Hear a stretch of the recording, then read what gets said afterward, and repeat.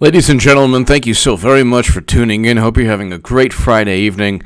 To give you some context, or to explain to you how important John Ratcliffe is, or the nomination of John Ratcliffe to the Director of National Intelligence, had John Ratcliffe been the ODNI chief instead of James Clapper, there would never have been a Russia probe, or Mueller probe, or an ever-expanding, overreaching, nonsensical, irrational investigation that was based upon a dossier outsourced by the Clinton campaign with money funneled through Madam Secretary's law firm. They utilized a bunch of gossip and hearsay without, when they say, oh, Trump without evidence, Trump without evidence, Trump without evidence, oh my God, Trump without evidence. Well, the Democratic Party, media, without evidence, accused President Trump of actually working with Vladimir Putin to buy Facebook ads that swung the election. Now, they're saying numerous things at once. The Russians were so afraid of Democrats that even though President Obama's administration did not veto the sale, because, the money from the Clinton Foundation had nothing to do, the millions of dollars, from Uranium One into the Clinton Foundation had nothing to do, absolutely nothing to do with President Obama not vetoing the sale. But it was the only person who could have prevented that sale of U.S. uranium capacity to Putin was President Obama, and he decided not to. He did not veto the sale. He decided not to veto the sale. He decided to let the sale go through, which leads to the question, why, if Democrats are so tough, why didn't President Obama prevent this transaction? But aside from that, John Ratcliffe is a loyalist to President Trump. Gabbers! Hi, H.A. Kachi Live. Hope all is well. Gabbers! Thank you very, very much. Gabbers, thank you. Thanks, Gabbers. Hello, Lupe. Hope all is well. Gabbers, thank you very, very much. Eric H526, thank you. Gabbers, it's going to be awesome. And thank you at watching from day one, Gabbers. Thank you very, very much. It's going to be great. And Democrats don't realize, Gabbers and everybody else, they don't realize that Trump is like this giant orange boa constrictor. A boa constrictor with just the most amazing tan. Orange tan. And he's slowly wrapping his coils around the Democratic Party. They don't get it. They're too enamored with themselves and with perpetuating the myth that Hillary Clinton isn't going to take the nomination away from Bernie Sanders, which of course she will. But they just don't realize that with John Ratcliffe as Director of National Intelligence, it's the top. He's leading all the intelligence agencies the way James Clapper did. The ODNI report, if you look at the ODNI report, okay, the Office of Director of National Intelligence, if you look at that report, ladies and gentlemen, and this segment is probably going to give you even more than my last segment, probably the only segment on YouTube that is going to explain to you exactly why the John Ratcliffe pick is so important. Okay? Just look at the warranty disclaimer. The ODNI report comes with the following statement at the end of... Comey, McCabe, Clapper, and Brennan made a whole bunch of grandiose claims. The intelligence community said that Trump could have worked with Russia. We have to investigate. We don't have direct evidence. So the intelligence community, without evidence or without direct evidence, see, whenever Trump says something, it's always without evidence. He makes an accusation. They don't qualify the type of evidence. They don't say without direct evidence. They don't say with circumstantial evidence. But when they want to make an allegation, they say, well, there's circumstantial evidence. Well, only in their minds. If circumstantial evidence was enough to warrant investigation, any Clinton Foundation controversy would be enough to begin a widespread special counsel. But here, this is what James Clapper wrote in the ODNI, the Office of Director of National Intelligence report. Quote, judgments are not intended to imply that we have proof that shows something to be a fact. Assessments are based on collected information, which is often incomplete or fragmentary. High confidence generally indicates that judgments are based on high-quality information from multiple sources. High confidence in a judgment does not imply that the assessment is a fact or a certainty. Such judgments might be wrong. So, I mean, how that is not just a lack of certainty. That is basically telling the American people that, hey, we don't know, we have no clue, but it's our confidence. We're confident that we have to investigate Trump. And then when they find nothing, they say, well, we haven't exonerated him. This is why Trump is hitting record high approval ratings. And this is why Democrats would lose miserably with Bernie Sanders, and they will eventually lose with Hillary Clinton again. But the issue is John Durham. One of the biggest reasons is that John Durham has a probe into how all of this got started. How did this mess get started? How did this absurd nonsense get started? Why did they investigate Trump based on a dossier and based on gossip from a foreign ambassador and a Maltese professor? Why would they do that? They don't want foreign help, but Alexander Downer is foreign help. Joseph Mifsud is foreign help. Christopher Steele is foreign help. Oh, but that's part of the United States government. That's different.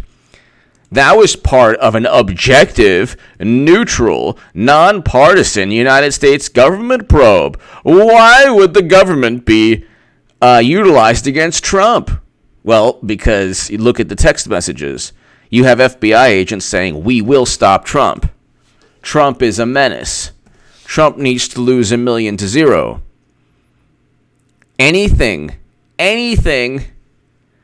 that doesn't, any conflict of interest on the part of Republicans, or I should say any conflict of interest on the part of Trump, must be, William Barr must resign, he must recuse.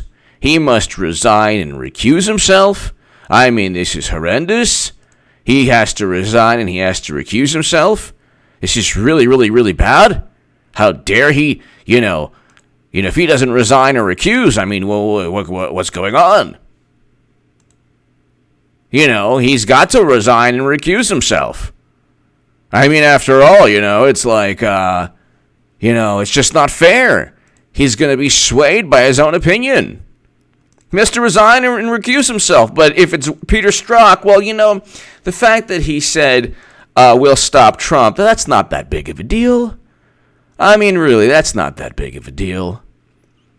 Those things happen. You can make a statement. When it's Democrats, they're like, you can make a statement without actually having it affect your performance.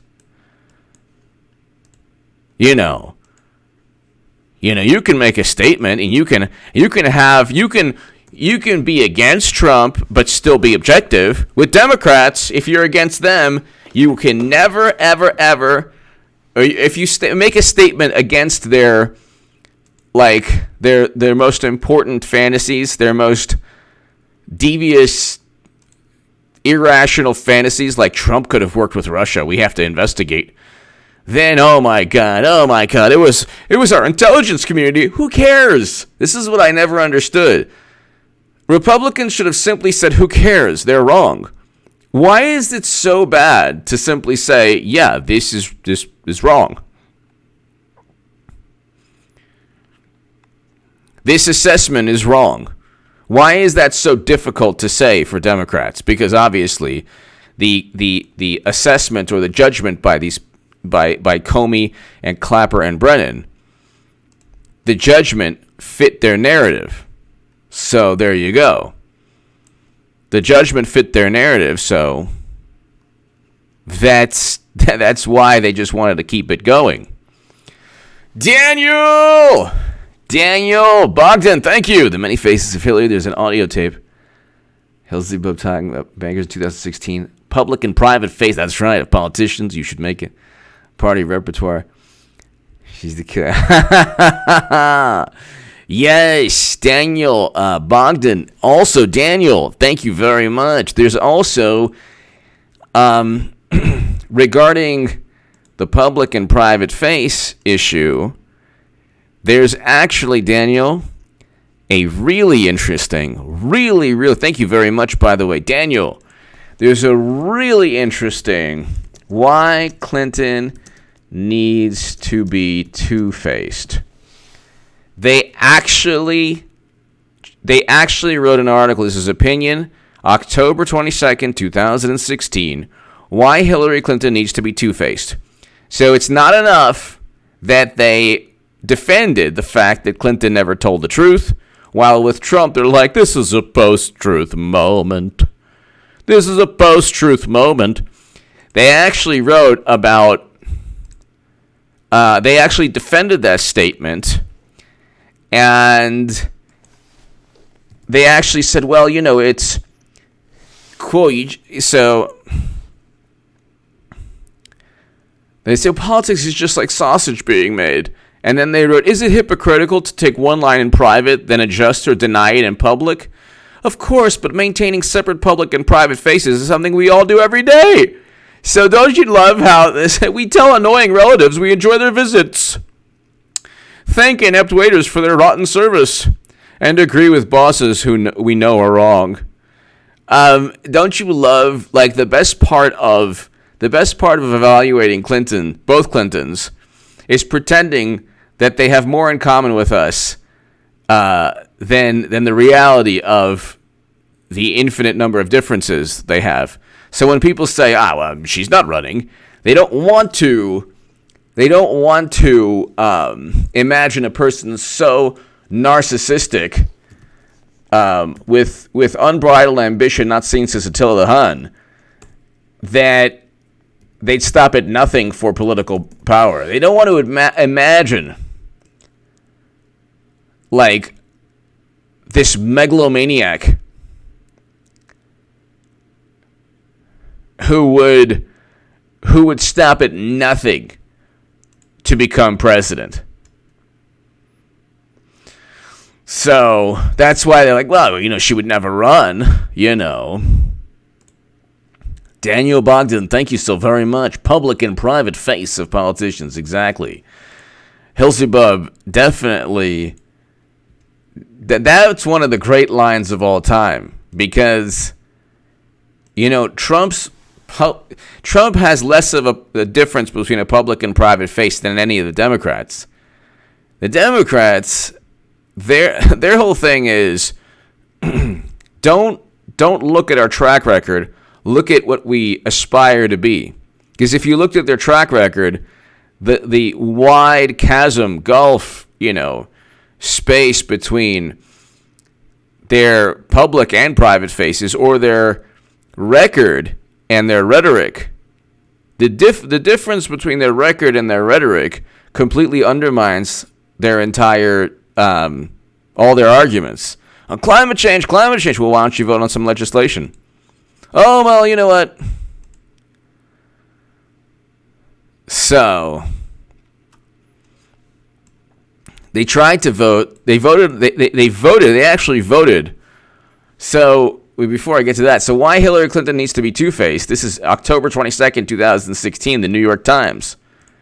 They actually wrote an opinion piece. Daniel, they actually wrote an opinion piece on why Clinton needed not to just be deceitful.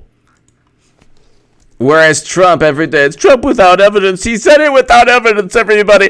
There was no evidence. He made a claim without evidence. Meanwhile, they spend 3 years investigating Trump without evidence, just with innuendo, conjecture, hyperbole, gossip, hearsay. It could have happened. Well, we have to find out. And then they wonder, then they wonder why Trump is so belligerent. He's always, they go after him, then he goes after them, then he returns the favor twice as hard, and then they say, oh my God, this person, oh my God. They never let him have a honeymoon period or anything. They never allowed him to enjoy being president 1 second. They even went after the crowd size. They tried the day, his inauguration. And then they said, well, he's not presidential. They never let him breathe. They never made him feel like a president. And then when he reacted, they said, well, how dare you, oh my goodness, it's just, this is so horrible.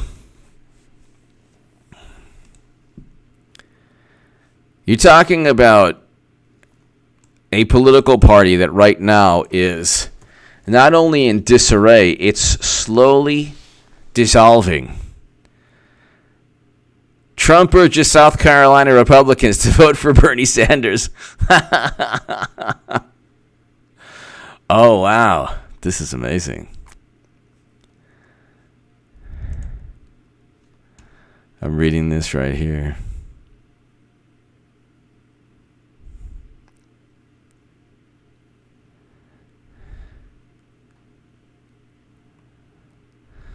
Wow. So, this is hilarious. So,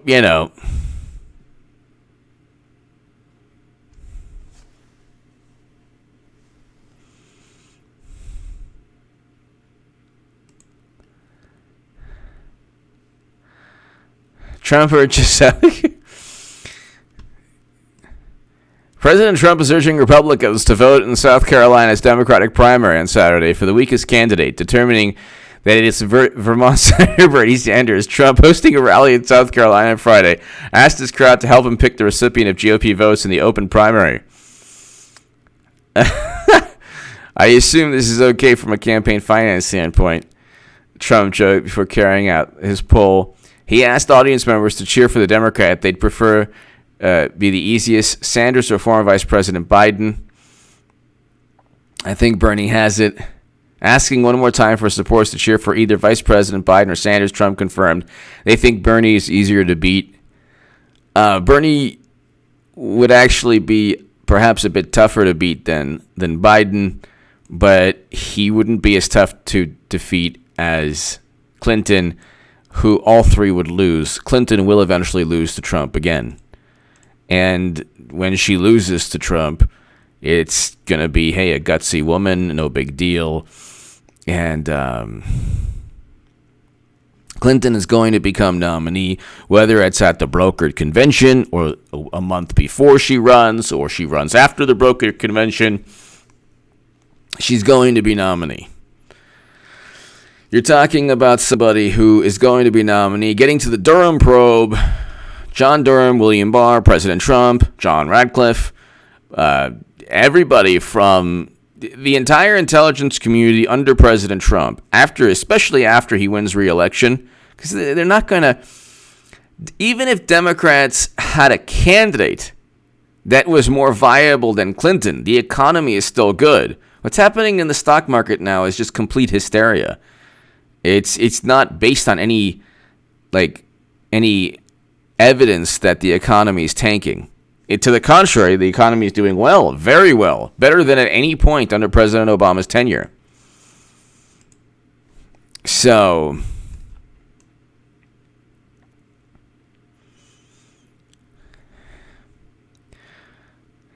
So Sleepy Joe, he. I'm not gonna give the nickname he gives to Bernie just because of YouTube policies. You never know. But it's kind of hilarious. Trump is so good at nicknames. He's so good at nicknames.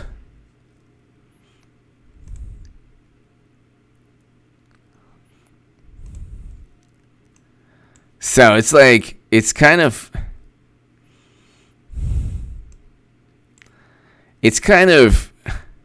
Luke St. Martin, thank you. Thank you, Luke St. Martin. Hello. Hope all is well.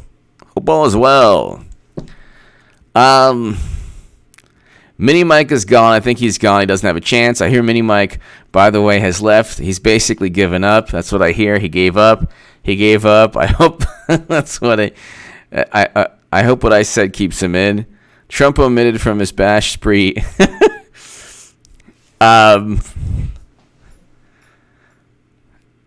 He said Tom Steyer is not that wealthy. And he said Elizabeth Warren was mean. This is Elizabeth Warren every debate. Did you hear what someone said you said?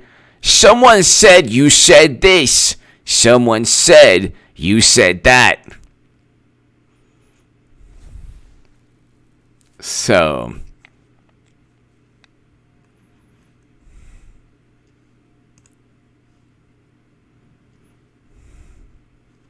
she just regurgitates gossip and hearsay. And then it's like this big thing. It's like, well, you failed your DNA test, so yeah. But yeah, I mean, this is a huge it's actually like an amazing story where President Trump has time on his side. They don't get it. They don't understand that Trump has time on his side. They don't understand that. They still don't think that Trump really won. They're so enamored with themselves that even when they fail, they can't even admit they failed. Everything is a calamity.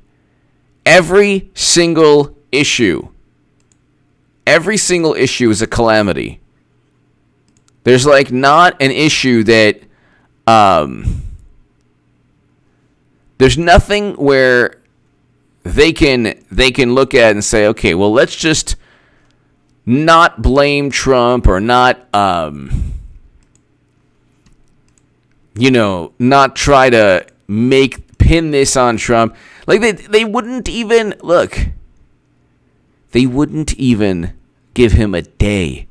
His inauguration was treated as like one of the most vile days. You had like, look what Madonna said, and like there was like a counter protest with Hollywood celebrities, and they had a protest. I mean, how many inaugurations are protested? Bush's wasn't. They didn't give him a second. And then when they set him up and framed him, that was this complete, like and I saw what they were doing too, because I said, you know what? Do not let go don't let Michael Flynn out of your sight. Don't let Michael Flynn out of your sight. The day that he let Michael Flynn go, I said, okay, you've opened the floodgates. If you go back to on this channel, you can see that what he allowed them to do was begin the process. Had he fought, and it's understandable to an extent because he didn't realize what was going on. He didn't realize there were FBI agents who just literally were plotting against him. But had he realized that, he should have kept Michael Flynn and said, okay, if you have a problem with him, and then if the FBI said, well, he lied to us, then he should have been like, okay, well, about what? What's the problem? So he spoke to Sergei Kislyak. So what? So did what? Like 11 Democratic senators over the years. So what? They tried to make speaking to a Russian ambassador this like crime, crime, beyond anything, it's crime against humanity. Then they try to say, well, you know what, the DNC emails, that was an assault on our democracy. No, the emails themselves document an assault on democracy. It just happened to be Democrats cheating a candidate in their own primary. So that's really what happened. Then they blamed Russia for interfering, but they don't explain. They never explain the interference is everyone knowing how corrupt they are. So there you go. Flying Fox Fruits! Your comrade in solidarity. Hillpolian Hillsybub 2020. Yes. Flying Fox Fruits. Hello. Hello. So, I mean, it's not, this is not working out well for Democrats. It ain't going to work out well for them. And, you have a situation where you have John Ratcliffe now. You used to have James Clapper. You used to have Brennan. Now you have somebody appointed by another person appointed by Trump. Everyone, the entire intelligence community, so to speak, is now more aligned with Trump than with Democrats or the establishment. So I don't get and it's just a matter of time before they say, it's just a matter of time before they say, oh, well, you know what, the intelligence community, who listens to them? Who wants to listen to them anyway? They don't know what they're talking about, They don't know what they're talking about.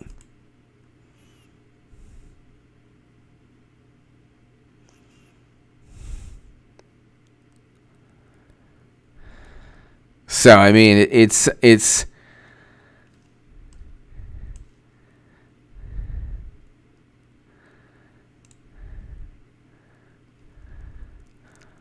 I said that in 2016, in 2015, I said Clinton would lose. She lost. Clinton is going to be nominee, and she'll lose again. She doesn't care. They don't care that, they don't care if she loses again, as long as the past 3 years has been an effort to justify redoing November of 2016. That's it. They're not going to... Bernie Sanders is not going to... Even if he gets the most delegates, they're not going to allow him... They're not going to allow him to win because, to his credit, the majority of special interests and Wall Street, all the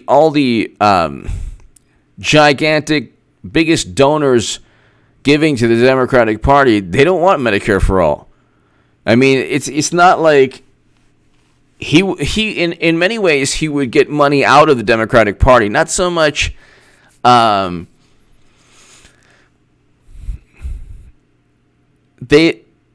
Democrats don't want his platform. They simply do not want his platform. So that because of that, they would be ensuring that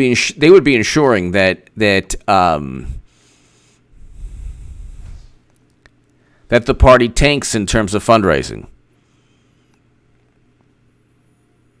In a way, it's he is getting money out of politics. It's true, but it's getting money. It's not just getting money to remove influence.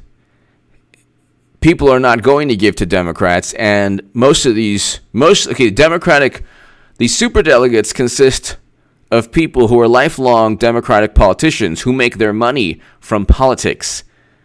They make their money from speaking engagements or books or being on MSNBC and CNN. There's a legal form of graft to being a Democratic politician. Or any politician. Republicans do it too, but not like Democrats. Democrats have the media on their side. They have publishing on their side. They have Hollywood on their side, so it's just a little different. This is a fundraising racket for Democrats. And Bernie Sanders is not good for business. So they'll never, ever let him win, ever. You have Clinton now with her own podcast. It's fantastic. And they say, well, she has her podcast. She's not going to run. Why would she run? She has a podcast. It's like, so what? Who said you can't run who said you can't be nominated if you have a podcast? Look, the same people who are saying that Clinton won't run are the same people who will then say, oh my God, she might win. They're going to say, oh my God, she might win. Oh my God, she might win.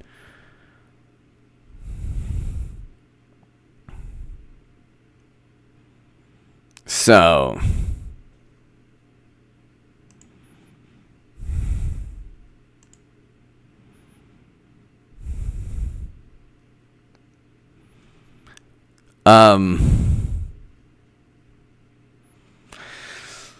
let's look at this really quickly. So let's see.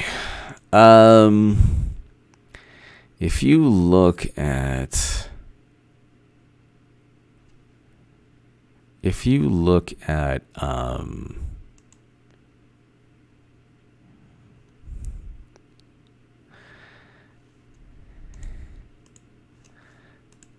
you look at the Democratic Party right now,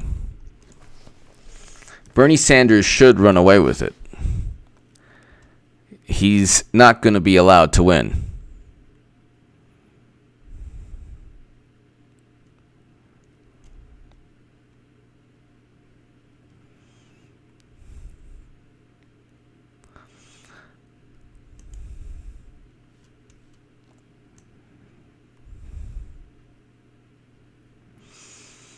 So we have South Carolina tomorrow.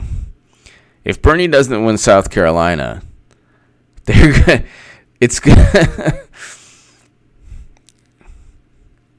Bernie doesn't win South Carolina, that'll be bizarre if he gets third behind a Monmouth University poll showed Biden at 36%, but Steyer at 15% and Bernie at 16%. Wow. Warren at 8. And Mayor Pete at 6 and Klobuchar at 4. That'll be interesting. Very interesting. And then they'll give like a disproportionate amount of delegates to Biden. They'll give like Bernie nothing. So they've gone ahead and they've pretty much rigged their own primary to the point, like the cheating starts with the rules. The rules of their primary, like the rules, that's how they're cheating. That's how they're cheating. It's not, they say, well, we can't, he was part of the rulemaking process. Like, no. That's not really accurate. Yeah, he's part of the rulemaking process. Okay. Interestingly enough, the rules are tailored so he doesn't win. So he can't win. It's not rocket science.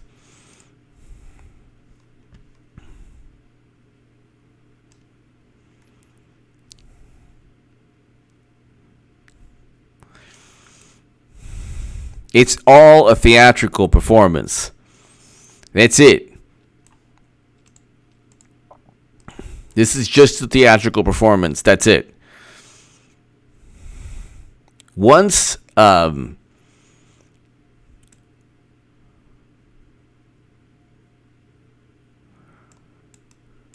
they get past South Carolina, you're going to see, it'll be interesting. You'll see, like, suddenly people will jump off the bandwagon.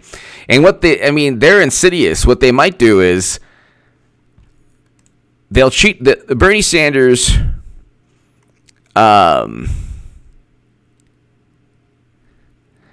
Bernie Sanders will, if Bernie Sanders loses South Carolina, which he very likely will. So Biden will probably win South Carolina. But if he loses, there goes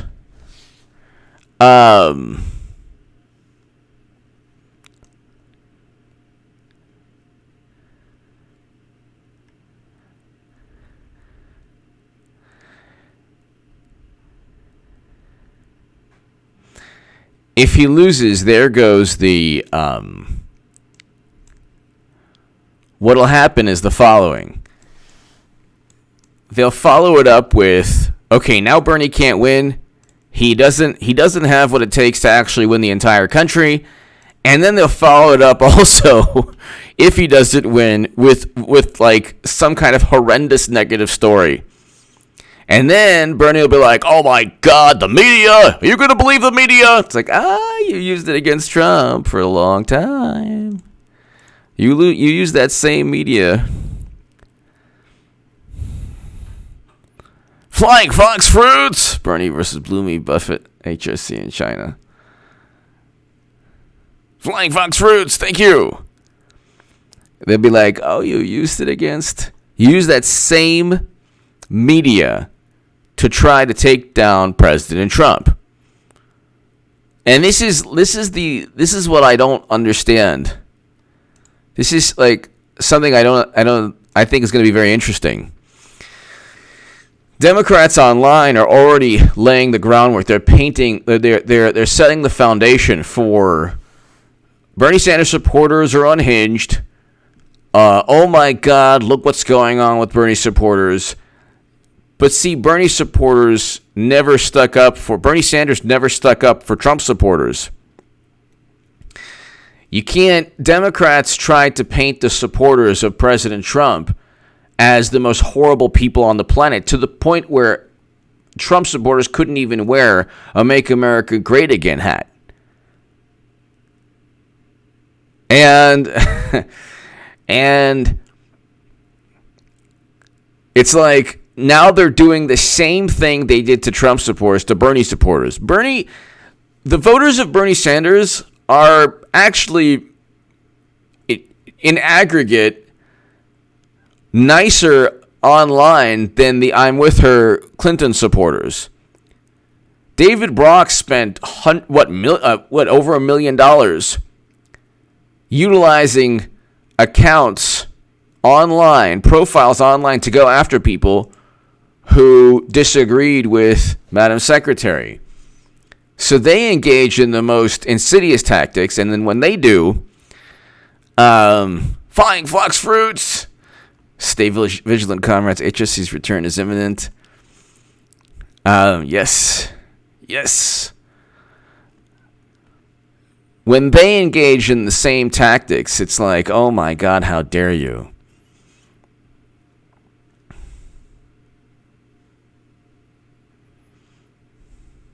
This is kind of funny. I don't know if this is on purpose, but Garth Brooks put hey Barry Sanders, I would run any race with you. Number 20. Oh, okay. I don't know what's going on here. I'm not even on Twitter, so it's like,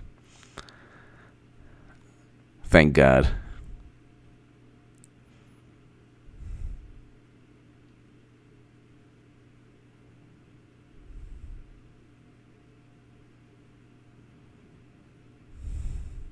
Wow. All right, let's see. Trump nominates Representative John Ratcliffe to be Intel chief again, and they're all over. They're like, let's just listen. Let's just read MSNBC. Oh, actually, it's a video, so forget it. He's a loyalist. Oh my God. Trump says he will nominate John Ratcliffe to be Director of National Intelligence. The man who's overseeing all the intelligence agencies that Democrats worship is a Trump supporter. This is like the worst thing for Democrats. This is the absolute worst thing for the Democratic Party.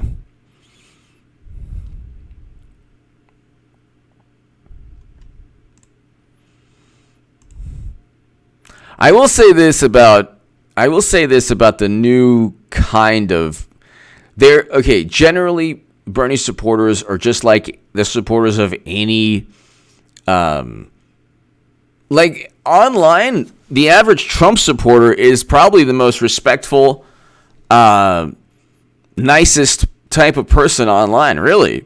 Because he's president, number one. Number two, Trump supporters don't go after other conservatives. They don't care. The Trumpers are not on Trump supporters' mind. I'm not on social media. I don't have Twitter or Facebook. I don't consider YouTube, Twitter, and Facebook. I'm talking about any type of like message board type of social media account. Flying Fox Fruits, Atris. Okay, Flying Fox Fruits, yes, thank you. But when you look at the left on social media, it's just this is my advice to anyone who is progressive who happens to be watching this, because most people are going to be Trump supporters like myself. So, but you might be progressive watching this as like a guilty pleasure, which is great. And God bless you. I love you. Thank you for watching. I would suggest just delete Facebook and Twitter. You don't even need them. It is going to be the most horrendous time. It is going to be the most horrendous time for anyone anyone who's not a Trump supporter. It's going to be the most horrendous time because the establishment hasn't begun to fight back. The establishment, ladies and gentlemen, has not begun to fight back. I'm talking about the Democratic establishment. They can't stand Bernie Sanders. Okay? They cannot stand Bernie Sanders.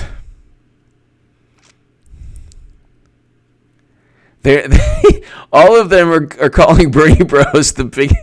Oh my God. They're going out... These are like professors at universities. And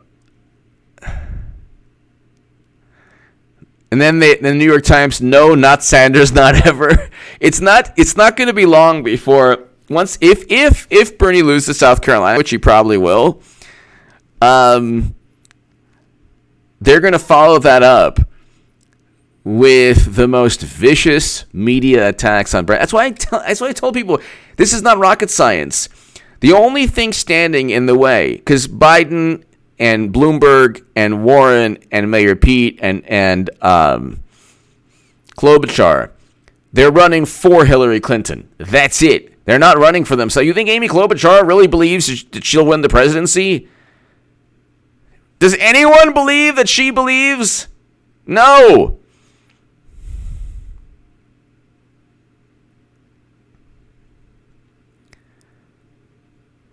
So, once they treat Bernie Sanders the way they've treated Trump, and there's no one to defend him, on the left because they utilize the same tactics against Trump, then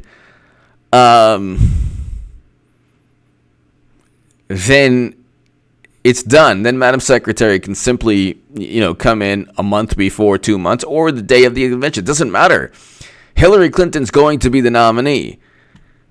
I am literally the only person who's been saying this for 3 years, just like I was the only person on the left saying that Clinton would lose. Now, you did have the people who were spot on, like Styx was spot on calling states. I watched Styx, Tim Pool, Black Conservative Patriot, so a couple others also, but Styx was amazing. He was calling actual states. I didn't call states, but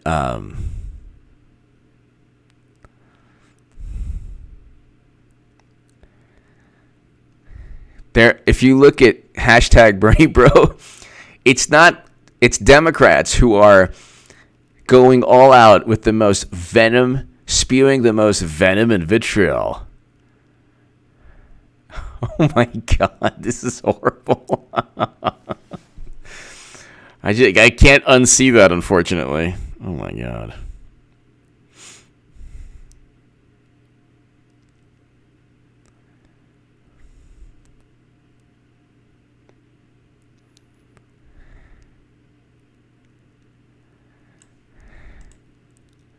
They're going all out.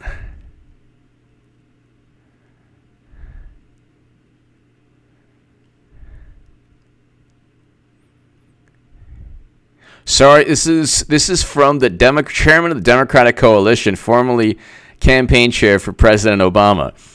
Sorry, Bernie Bros, but I will not bend the knee. I've been a progressive Democrat my entire adult life, since before many of you were born.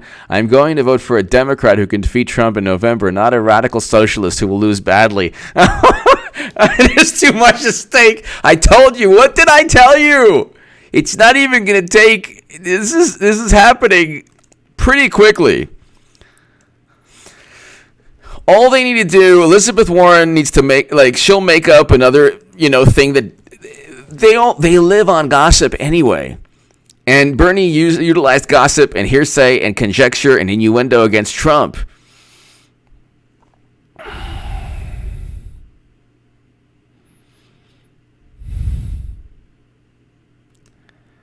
So, let's see.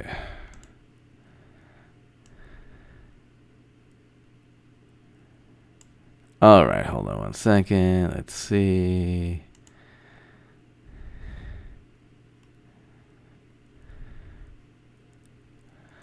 All right, so thank God. No, I'm serious about something. I know I'm kind of running out of steam during this live stream, but this is a respectful message to everybody. And I'm talking also to Trump supporters like myself, but mainly to progressives, to people on the left. If you happen to be watching, Democrats are going to, I don't know, how do I say this nicely, basically crush any resistance. Hillary Clinton's going to be nominee. It's not going to be fun. It's not going to be... social media is going to be a very unhealthy place to be. That's why I'm talking about not YouTube. Start your YouTube channel. If you're a Bernie Sanders supporter, if you are an Amy Klobuchar supporter, if you're a Trump supporter, start a YouTube channel, abide by YouTube guidelines, and start your channel tomorrow. Have your voice out there. And I'm talking if you're a Hillary Clinton supporter, start your channel. But you're not going to be the biggest Clinton supporter online. That's me. I'm the biggest H.A. Badman. Do not, I don't consider YouTube, YouTube is probably, not just because I have 2 YouTube channels, but it's the most healthy form of communication online because I can communicate with you.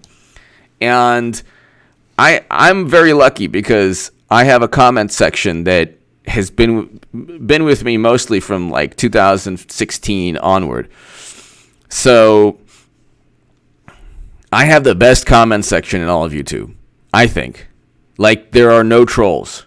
Thank God I don't have any trolls. Every once in a while, maybe there's a troll, but I would suggest, no matter who you are, especially if you're on the left, delete the Twitter account. Twitter is not reality. It's a fantasy cyber world where anyone, regardless of who the person is, could be serving a life term someplace. And then they're tweeting at you, you're not a real progressive, you're not a real Republican, you're not a real this or that or whatever. It's just, right now, you're seeing what they're doing right now to Bernie Sanders supporters is what they tried to do to Trump supporters. Although I will say this, there is one person who did say, see, this is the thing. You cannot call any voter a low information voter because they disagree with you. That is insulting. So doesn't make any sense. But see, and that could be obviously, misconstrued or construed a certain way, but you can't do that. You can't go ahead and you can't do that. Like, I don't care. See, this is when you're voting President Trump, I don't care who you vote for. You could vote for the Loch Ness Monster. You can write in the Wolfman. I don't care. I really don't care. I'm voting for Trump, and that's like a freedom that does not exist on the left. Because if you vote for, Bill Weld, I don't care. Go ahead. Have fun. Have fun. I don't really care. But your decisions in life, I'm a lifelong Democrat. I have friends. Just want to find out, HA. Who are you voting for? Just want to. I'm like, dude, I've been a Trump supporter since 2017 now, or 2018, the beginning of 2018. No, actually the end of 2017. Literally the end of 2017, I said, that's it, I'm voting for President Trump.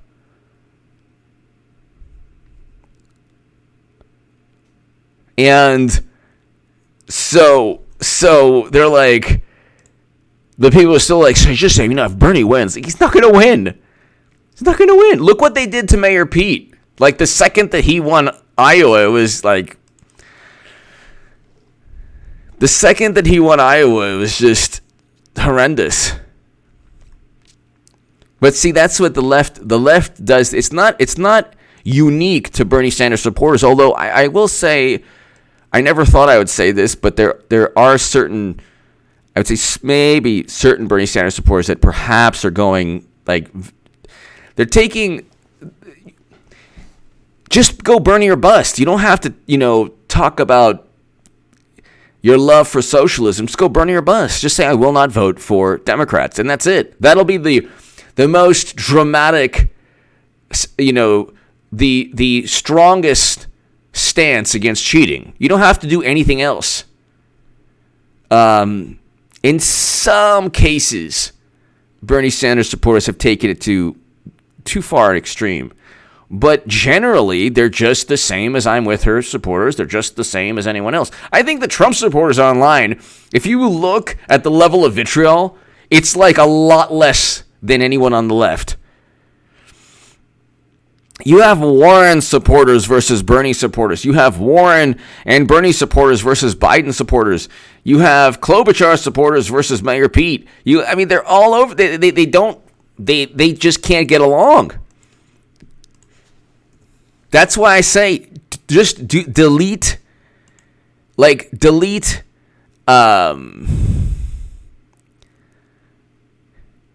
Definitely delete your Twitter account. Because there's no point to it. There's no point to it. Let's see here.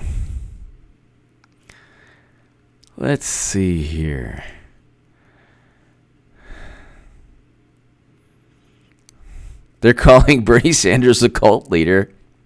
Oh my God. Bernie Sanders is the only reason Democrats haven't imploded completely now.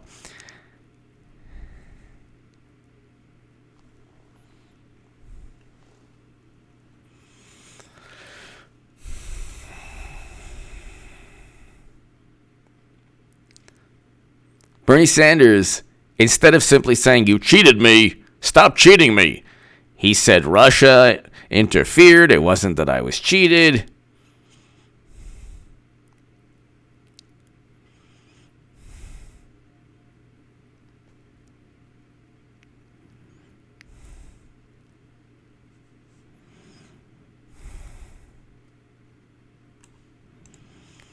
Oh my goodness. Oh my goodness.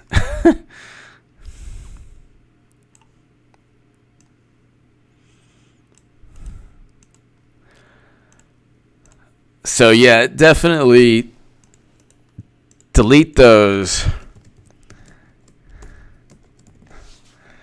Delete those Twitter accounts and Facebook accounts you'll have. It'll be so much easier to enjoy this election. Because it's so tough. Because then you have people who like that that are friends or family members, and you're like, oh my god, I don't want to get into it with them. It's like I don't like. Have you ever experienced this very bizarre social media interaction? And that's one of the reasons that I don't have a Twitter or Facebook account, where like people that you've known or people you haven't seen in a long time, like suddenly you're like squared up against the person because of a political disagreement, and it's online, so the context is completely missing. Because when you're writing something out, it 9 times out of 10 there's like zero context or nuance, and so the message ends up being a lot harsher or more abrasive.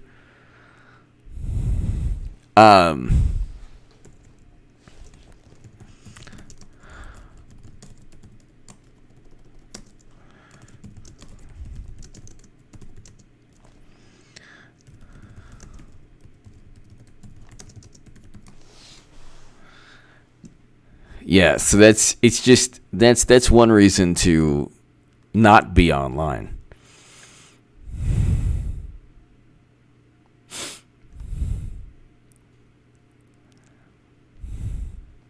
Thank you, Arya. Thank you. Let's just look at this really quickly. This is interesting. All right, let's see here. All right. So social media is all over the place. Just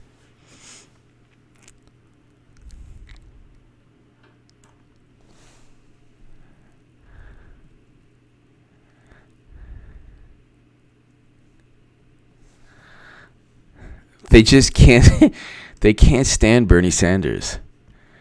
They can't stand Bernie Sanders. And they'll never let him win. And it's just a matter of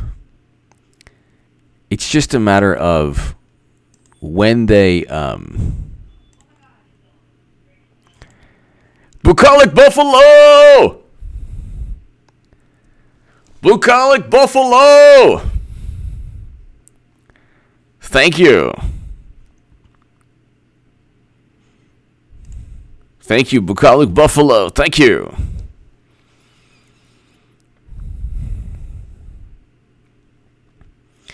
Thank you, Bucolic Buffalo. Thank you so very, very much. Thank you. Greatly appreciated. It'll be interesting, too, how quick Democrats crush and obliterate Bernie Sanders' current movement, which it'll be interesting. Like the I'm with her crowd is just getting ready. It'll be interesting. It will be interesting.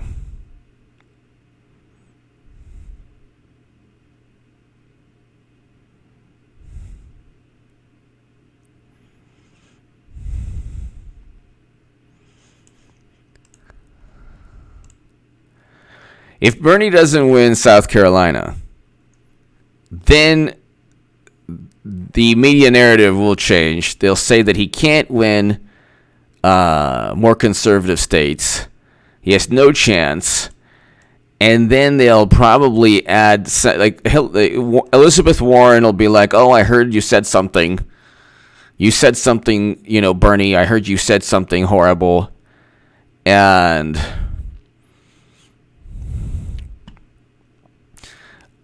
then they might find the Bernie dossier. What? A dossier?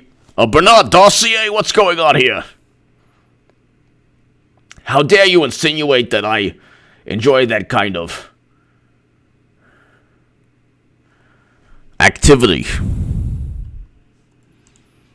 Bucolic Buffalo! Thank you.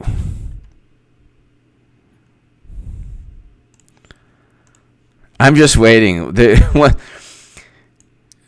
Once they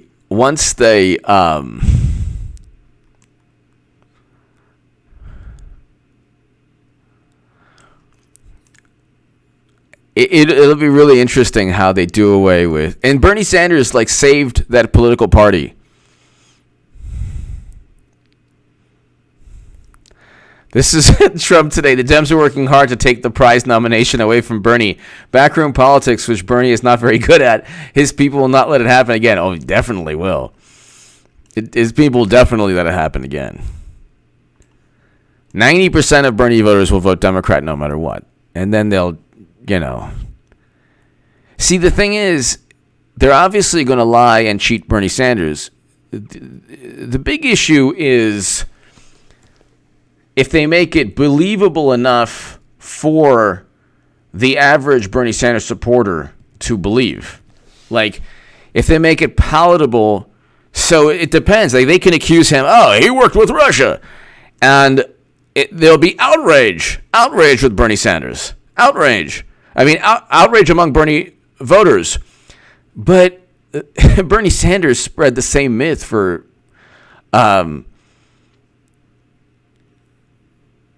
Bernie Sanders spread the same myth for 3 years with the most despicable, tweets.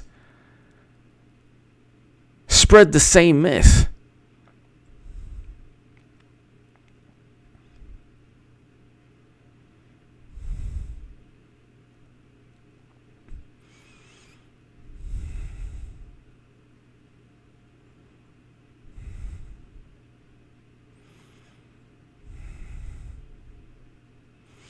They spread the same myth. They went after Trump. They lied about everything. And then when Democrats take out Bernie, they're going to be like, "Oh my God, corporate media!" It's like you utilized corporate media the whole time, and now they're going to do away with the Bernie campaign after his silence allowed them to continue going. So his silence allowed them to continue the nonsense. Had he stated, "Look, Russia didn't write the DNC emails," so let's see. Oh, and then of course the CNN commentator, "Shame on you for supporting Trump." It's like, what are you talking about? I don't even want to get into it. The hilarious thing. The best thing about the left is the notion that anyone would care about their condemnation when they're the most duplicitous and insidious political side we've ever had, maybe. Well, not we've ever had, obviously, but we've had in recent memory.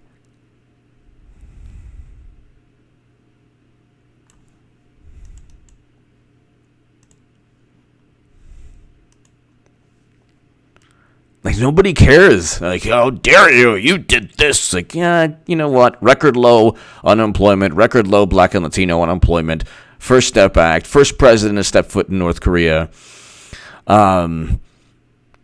6 million jobs created, 5 million people lifted out of poverty.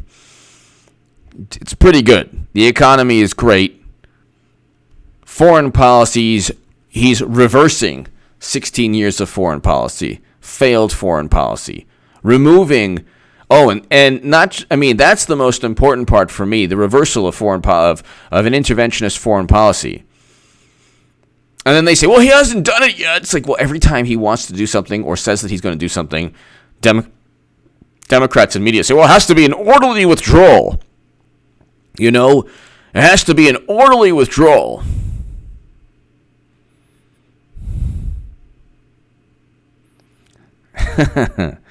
Hello, everyone. You know what? We're going to end this in a couple of minutes. But, yeah.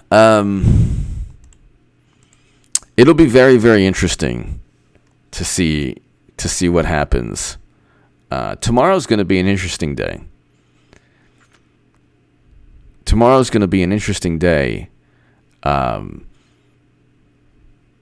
Bernie doesn't win all of those parties, because the thing is, like New York and California, they say, well, Bernie's doing well in New York and California. It's like, yeah, but those are very much establishment Democrat. Those places are run by establishment Democrats. So, like New York, you have Biden up 10, Biden up 5. He's tied with Bernie. Bernie's up 4. But Cynthia Nixon ran on Bernie's platform, and Andrew Cuomo just won in a landslide. So,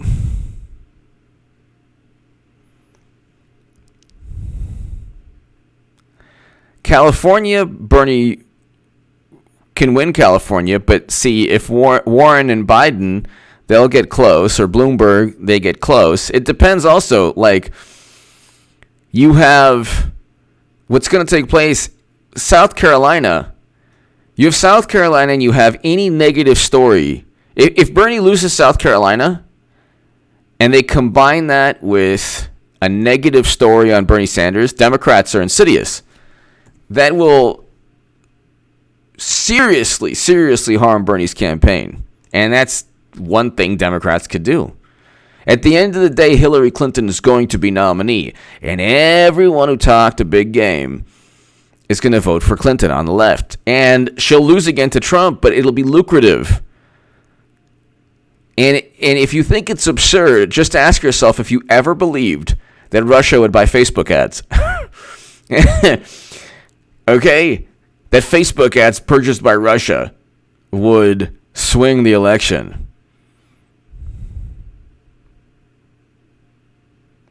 And it's like everybody's 4 years too late. I was saying Bernie was the front runner, and everyone was like, oh my God, this person is really horrible.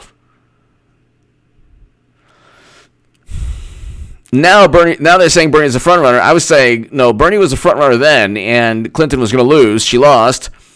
Then I'm saying that Hillary Clinton's going to be nominee, lose again, but they're saying, oh, Bernie's the front runner. Like, on what planet? They spent 3 years. They spent 3 years trying to prevent him. So, or they spent 2016 cheating him, and then 3 years nonsense with Russia. Phoebe, when Bernie doesn't win, he will endorse Clinton wholeheartedly. He will endorse Clinton wholeheartedly. If you look at, like, North Carolina, Biden is up. In Texas, Biden is close. Bloomberg is close to Bernie. California, Bernie could win. South Carolina, Biden's up. So, it'll be interesting. It'll be interesting.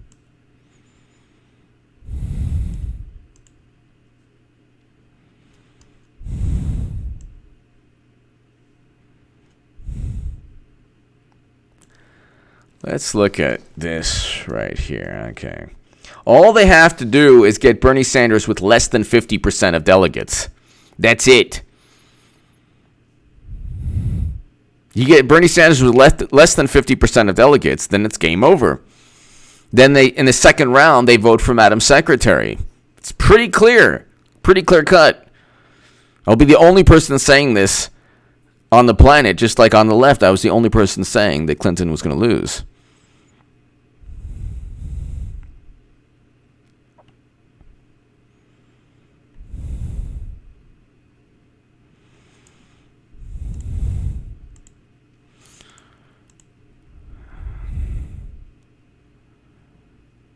All right, ladies and gentlemen, thank you so very much to my super chat. Thank you.